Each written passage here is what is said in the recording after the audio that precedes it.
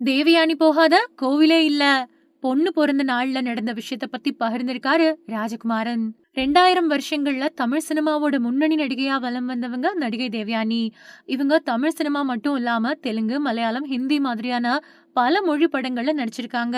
தேவயானி நடிச்ச காதல் கோட்டை, சூரியவம்சம், மறுமலர்ச்சி, நீ வருவாய் என, தெனாலி மாதிரியான படங்கள் ரசிகர்கள் மத்தியில நல்ல வரவேற்பையும் வசூலையும் பெற்றுச்சு.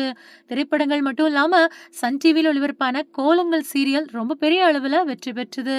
நடிகை தேவயானி இயக்குனர் ராஜகுமாரன் இயக்குன 4 படத்துல நடிச்சப்போ 2 பேருக்கும் இடையில காதல் ஏற்பட்டு பின்னாடி குடும்பத்தோட எதிர்ப்பையும் மீறி கல்யாணம் பண்ணிக்கிட்டாங்க. ராஜகுமாரன் தேவயானி தம்பதிகளுக்கு இனியா, பிரியங்கா அப்படின்னு 2 பொண்ணுங்க இருக்காங்க. இதுல மூத்த பொண்ணு இனியா ஜீ தமிழ் தொலைக்காட்சியில ஒளிபரப்பாயிட்டு வரக்கூடிய சரிகமபா சீசன் 5ல போட்டியாளரா கலந்துகிட்டு மறைந்த பாடகி பவதாரணி பாடின மயில் போல பொண்ணு ஒண்ணு அப்படிங்கிற பாட்டை பாடி எல்லாரையும் மெய் சிலிர்க்க வச்சாங்க. திறம்பட இசைய கற்று நேர்த்தியா பாடி அசத்தின இனியாவ எல்லாருமே பாராட்டிட்டு வராங்க. இந்த நிலையில இயக்குனர் ராஜகுமாரன் கொடுத்திருக்கக்கூடிய பேட்டி ஒண்ணுல, கல்யாணத்துக்கு பின்னாடி நமக்கு குழந்தை வேணாம் அப்படின்னு தேவயானி கிட்ட சொல்லிட்டேன். ஏன்னா இப்படிப்பட்ட ஒரு உலகத்துல நாம பொறந்தே இவ்ளோ கஷ்டப்படுறோம்.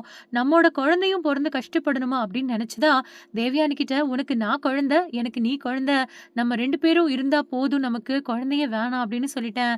ஆனா தேவயானி அதை ஏத்துக்கவே இல்ல. குழந்தை வேணும் அப்படிங்கிறதுக்காக அவங்க போகாத கோயிலே இல்ல. குழந்தை வரம் வேணும் அப்படின்னு தேவயானி ஸ்ரீரங்கம் பெருமாளை வேண்டிக்கிட்டாங்க. அவங்களோட வேண்டுதல் படியே எங்களுக்கு குழந்தையும் உருவாச்சு.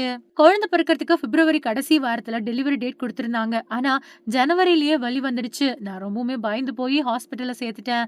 நைட்டு சரியா 12:05க்கு இனியா பிறந்தாங்க.